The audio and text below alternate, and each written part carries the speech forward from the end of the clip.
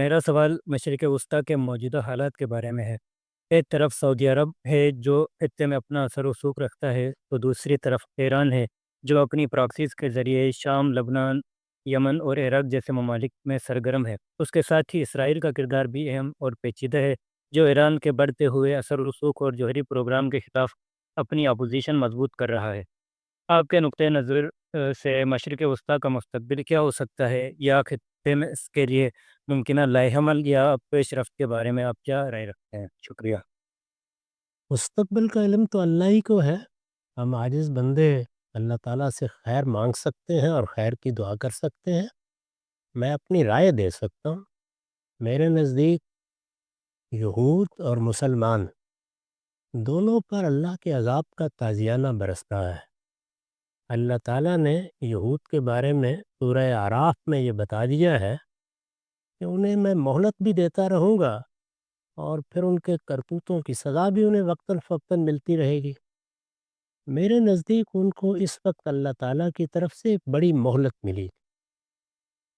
یہ اندازہ نہیں کر سکتے آپ کہ اس سے پہلے وہ دنیا میں کس طریقے سے بکھیر دیے گئے تھے، ان کا کوئی وطن باقی نہیں رہا تھا۔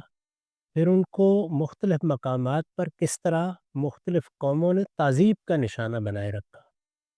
اللہ نے بڑا کرم ان پر فرمایا، اور وہی جو وہ مہلت دیتا ہے، اس مہلت کے تحت انہیں یہ موقع ملا کہ وہ اپنے پرانے وطن میں لائے گئے، بالکل اسی طرح جیسے اس سے پہلے ان کی تاریخ میں ایک بار ہو چکا ہے۔ جب انہیں نبوکدنضر نے وہاں سے نکالا تھا تو پھر سائرس نے دوبارہ انہیں آباد کیا تھا۔ ایسے ہی برطانیہ عظمیٰ نے ان کو دوبارہ آباد کیا، ایک جگہ ان کے لیے مقرر کی گئی اور عالمی سطح پر اس کو ان کا ملک قرار دے دیا گیا۔ میرے نزدیک جو کچھ ان کے ساتھ ہوا، ہوتا رہا ہے، اس میں یہ اللہ تعالیٰ کا بہت بڑا کرم تھا۔ اللہ تعالیٰ نے ان پر ایک عنایت فرمائی اور مہلت دی۔ مہلت اللہ تعالیٰ کی طرف سے کیوں ملتی ہے؟ وہ یہ دیکھنا چاہتا ہے کہ اب انسان کی حیثیت سے، فرد کی حیثیت سے اور قوم کی حیثیت سے کیا رویہ اختیار کرتی ہے، بجائے اس کے کہ وہ اللہ کا شکر ادا کرتے اور اپنے اس خطے کی حفاظت تک محدود رہتے۔ انہوں نے آگے بڑھنے کا فیصلہ کیا۔ یہ صحیح ہے کہ ان کو جارحیت کا سامنا بھی کرنا پڑا، لیکن اپنی طرف سے نہ ظلم توڑنے میں کوئی کمی کی، نہ دوسروں کے ساتھ بے انصافی کرنے میں کوئی کمی کی۔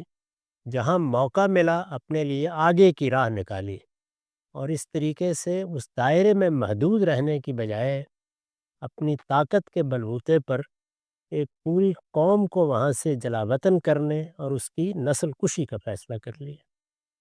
اب ظاہر ہے کہ اس کے نتیجے میں پھر اللہ تعالیٰ کی مہلت بھی ختم ہوگی اور سزا کے لیے بھی مواقع پیدا ہوں گے۔ یہی معاملہ ہم مسلمانوں کے ساتھ ہوا، یعنی اللہ تعالیٰ نے ہمارے کرتوتوں کی پاداش میں ہمیں بھی سزا دی تھی۔ پہلے ہم انحطاط سے دوچار ہوئے، ہماری سلطنتیں ختم ہوئیں، پھر ہم پوری دنیا میں محکوم ہوئے، پھر ہم نے پہلی جنگ عظیم میں عالمی سطح پر شکست کھائی اور مفتوح ہو گئے۔ لیکن اللہ تعالیٰ کا کرم ہوا کہ بجائے اس کے کہ براہ راست محکومی میں پڑ جاتے اور صدیوں تک اسی طرح رہتے، خاص عنایت سے ایسے مواقع پیدا کر دیے کہ مفتوح ہونے کے باوجود ہمیں 57 ملکوں میں اپنی حکومتیں قائم کرنے کا موقع مل گیا۔ لیکن ہم نے اس پر اکتفا نہیں کی، چھوٹے چھوٹے 2 علاقوں کو اپنے لیے مسئلہ بنا لیا، اور اتنا بڑا مسئلہ بنایا کہ اس کے لیے اپنا سب کچھ دینے کے لیے تیار ہو گئے، چنانچہ پھر دونوں جانب مار پڑی ہے۔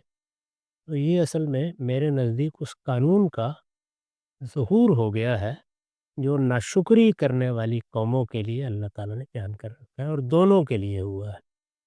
چنانچہ دیکھ رہے ہیں آپ کہ دونوں ہی ایک دوسرے کی قوت کا مزہ چکھ رہی ہیں۔ وہ جو قرآن نے کہا ہے نا کہ ہم کبھی کبھی اس طرح بھی عذاب دیتے ہیں، تم میں سے ایک کو دوسرے کی قوت کا مزہ چکھاتے ہیں، تو یہی ہو رہا ہے۔